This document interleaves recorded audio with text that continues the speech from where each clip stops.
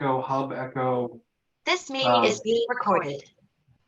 It's being recorded in case you didn't get that. Part of the Echo Hub expert, content expert team. Going to talk to us today about health homes for children with complex mental health and medical needs. And I'm going to turn it over to you, Dr. White. Great, thank you, Mike.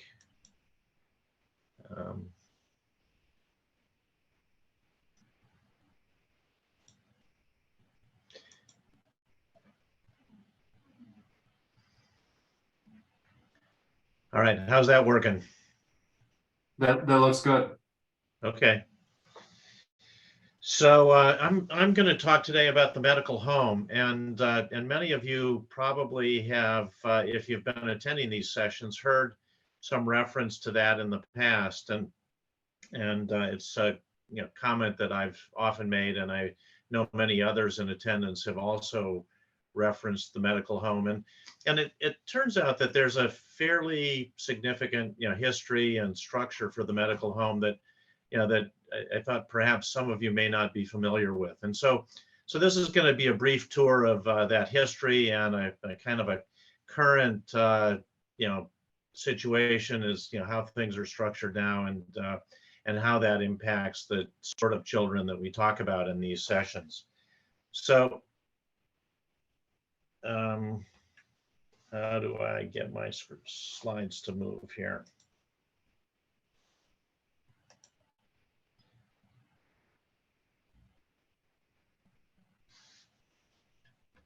There we go. So the medical home as a concept was first mentioned in the medical literature back in the 60s. And it was an idea that as medical care was becoming a little bit more fragmented and academic medical centers were growing, there was the possibility of caring for people in multiple different settings. And so the medical home was conceived as a way to centralize the records of these various institutions, and then the medical home took on some policy life. The American Academy of Pediatrics developed policy statements regarding the medical home, and finally in the 80s, the idea of the medical home shifted more to what it is now, and that is as it applies to primary care and primary care practices that that take a holistic approach, that try to address the the many different needs that a patient and family might have, and with also some consideration of the social determinants of health.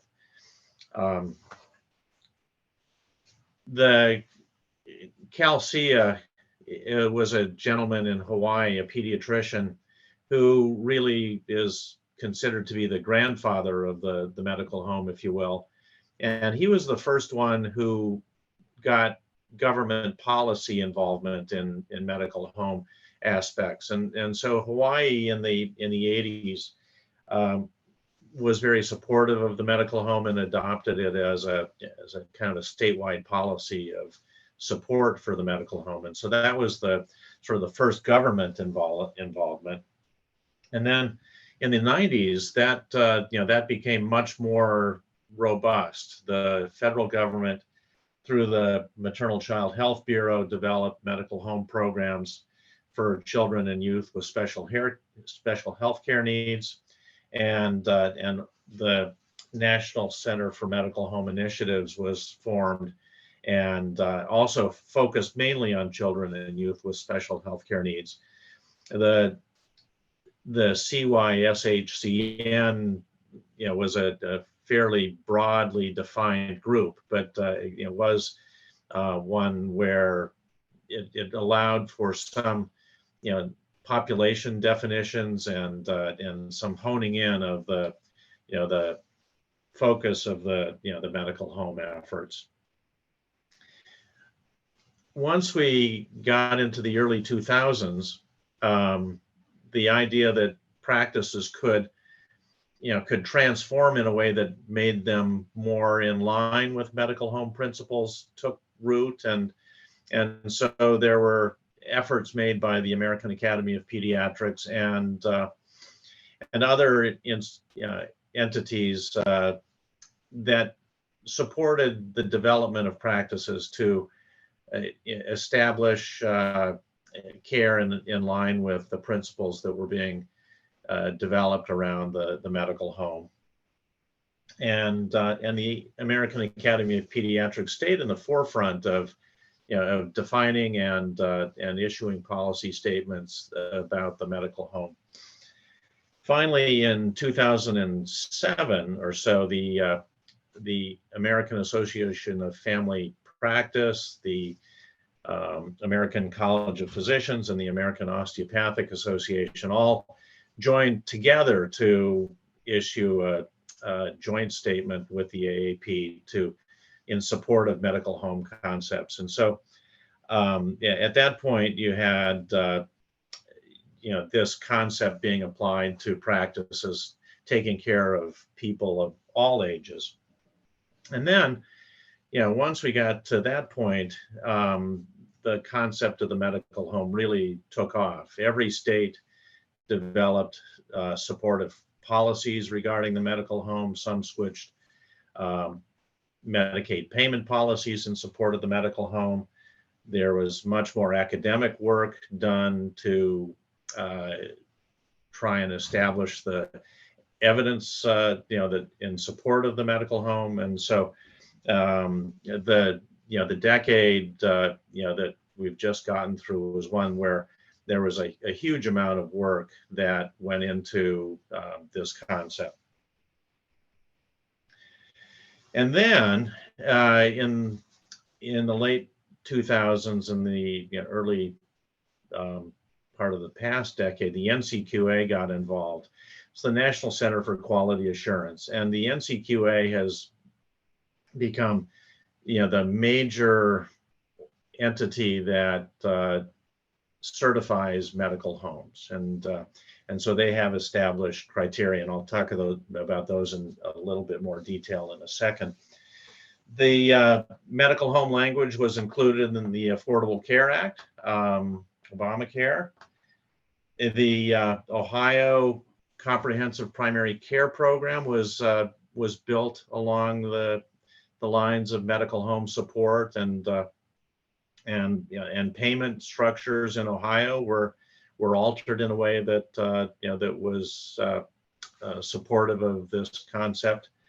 And then as time has gone by, the idea of the medical home being part of a medical neighborhood is another concept that has taken root, so that I sit in my primary care practice at Akron Children's Hospital, but I work with colleagues in all areas, and so we all participate as a kind of a medical neighborhood.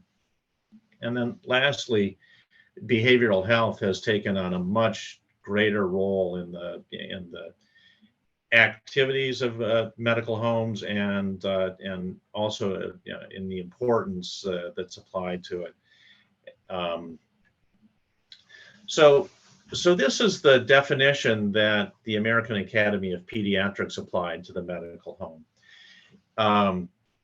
The accessible is obviously self-explanatory, but it means expanded hours. It means thinking about your patient's transportation needs. It means providing convenient options for patients and families. Family-centered, again, is rather self-explanatory, but it means considering the needs of the patient and family in a way that's sort of brings them into the team approach of medical care, and everybody, in recognizing the importance of their practices and beliefs and whatnot. Continuous refers to care over time. Typically that would be with a personal provider who gets to know you over a matter of years rather than episodic care. Comprehensive means the availability of care that meets the many multiple needs that a patient or family might have, not just primary care, but specialty care and mental health care and the variety of things that we're involved in. Coordinated means that the different people involved in the care of the patient and family are working together as part of a team, and everybody hopefully is on the same page. Compassionate, I've used the word care multiple times in this conversation, and it just refers to the fact that this is focused on care and being there for your patients and families. And lastly, the definition includes the notion of cultural effective care, and it's at this point that the issue of equity and how that impacts care kind of takes root. The joint principles that the different organizations that I previously referred to were these, and frankly, this is a little bit more of a physician, employment support doctrine. It doesn't really take into account the expanding role that advanced practice providers were going to be in the decade that followed this. It focused on personal physicians and physician-led practices, and also made a reference to the fact that this sort of care should be better paid for, something that I think is true, but it was unique to this, this particular set of doctrines. Here's the, sort of the what I come down to, and when I think about the medical home, I actually think about the TV program from the 80s, for those of you that were watching TV in the 80s. Cheers, where everybody knows your name, and I think about that in my own practice here, when we have certain patients that we see repeatedly that have needs. They get to know us, we get to know them, and it's a relationship, and I think that's what most defines the medical home. Now, I mentioned the NCQA. The NCQA has its certification criteria, and these are their what they call concepts. There are 6 of them, and they really get at the heart of team-based care, the sort of things that are expected in terms of screening for social determinants, screening for different health problems, and gathering the appropriate information, providing continuity. Now, frankly, access and continuity are a little bit at opposite ends of a struggle that we're having right now. The more we try and increase access, that actually, with telehealth and urgent care and things like that, the less likely somebody might be to see their personal physician, and perhaps you've experienced that in your own medical care of late. Care management refers to having policies and procedures that are set up to provide optimal care for people with diabetes or asthma or a variety of other conditions. Care coordination refers to the what I was mentioning before of different entities working closely together to try and keep the care of a patient from getting too fragmented, and where there's a kind of a main hub of activity that looks out for the patient.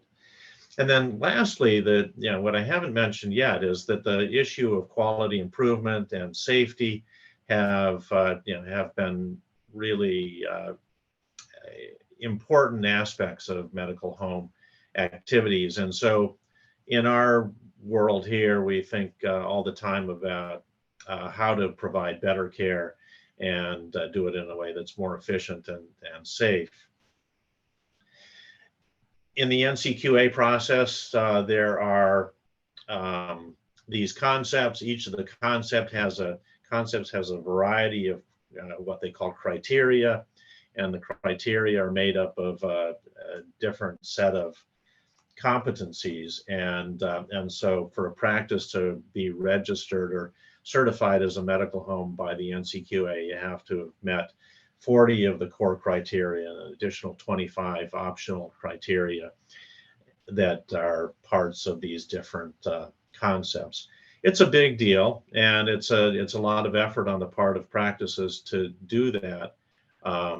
And despite that effort or that hurdle, the number of certified medical homes around the country has gradually expanded each and every year for the past many years. And so what does the evidence show regarding practices that practice in this fashion? You get better patient satisfaction, you get better patient outcomes, you get lower cost, and also the practice staff and providers typically have higher levels of satisfaction as well. So this is the the triple aim, now quadruple aim of medical care in the past decade: better health care, and better out and lower cost. So now I'm going to switch over to the special populations that were referred to in the title, and how are we as medical homes approaching these populations.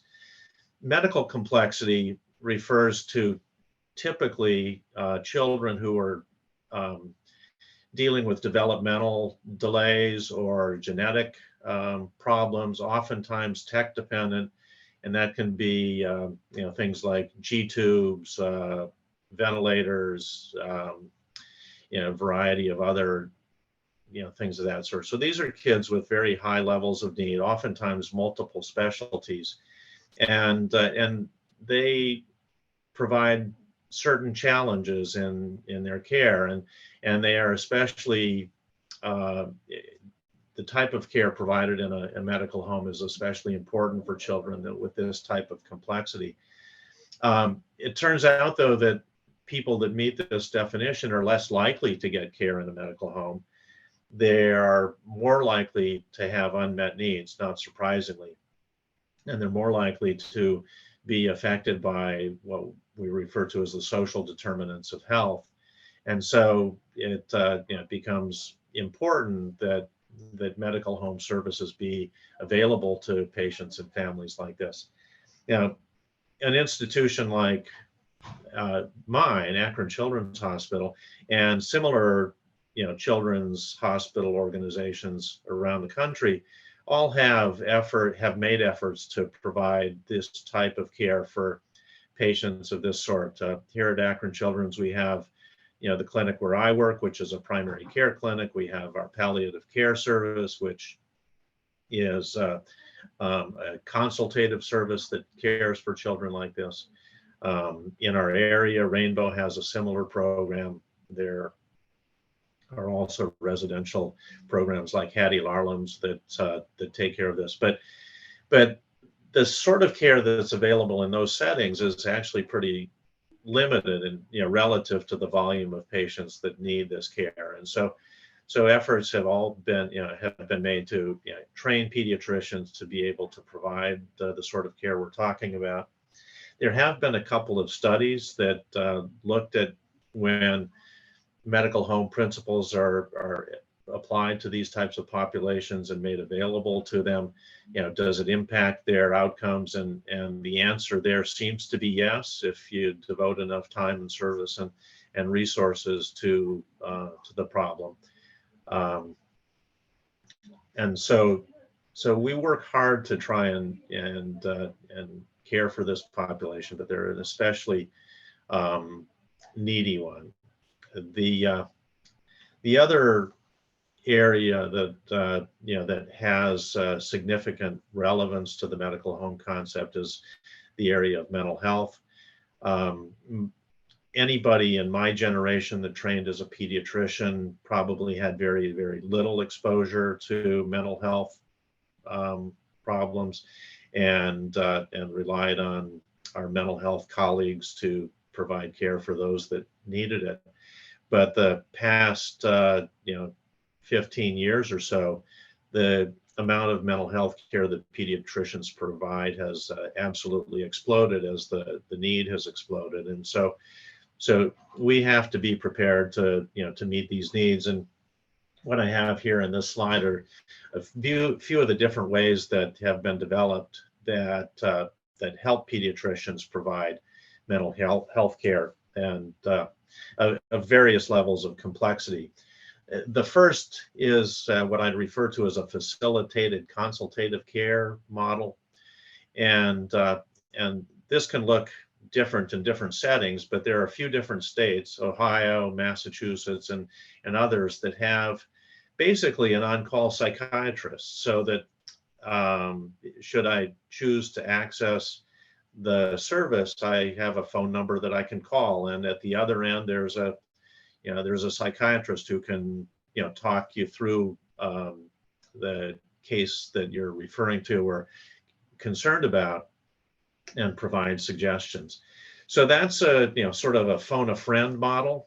In a medical setting like where I practice at Akron Children's, we have literally right below me the Department of Psychology and Psychiatry, and so I have consultative care available in that fashion. So many of you have met some of my psychiatry colleagues in these calls, and so if I need to talk to Dr. Jewell about a patient, I can also call up and chat with him. And we have what's called an e-consult model, where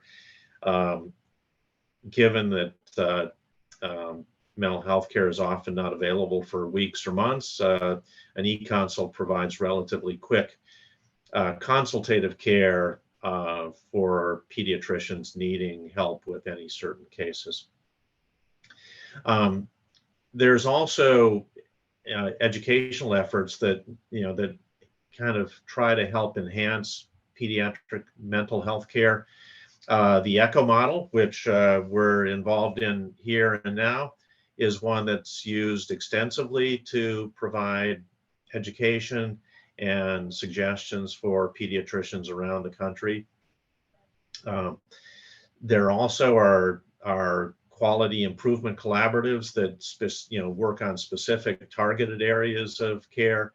I know the area of ADHD has seen a lot of this sort of work, sponsored by the American Academy of Pediatrics, and in our state, the Cincinnati Children's Hospital has been a major player in the area of quality improvement collaboratives, especially around ADHD. Starting about 20 years ago, pediatricians got the notion that having a psychologist in their practice would be a good idea. And so oftentimes they chose what would be called a co-located model. And this is something that we've done in our practice. We partner with Child Guidance and Family Solutions, and they provide a therapist in my practice. So my patients have kind of facilitated access to her and have mental health care in that fashion in the setting of a primary care practice. And so that works well for many patients. And then probably the holy grail, and something that we're all thinking about and working on, and has been achieved in many places, and that is a truly collaborative chronic care model approach to mental health care, where rather than two different organizations that are partnered and co-located, you have shared care and collaborative work with warm handoffs and a shared medical record, and that I think is where the best care options are available. And so that's what I had to talk about. I'm happy to answer any questions. Hopefully this has provided some context when we're talking about the medical home. And I think I've exceeded my time. So for that, I apologize.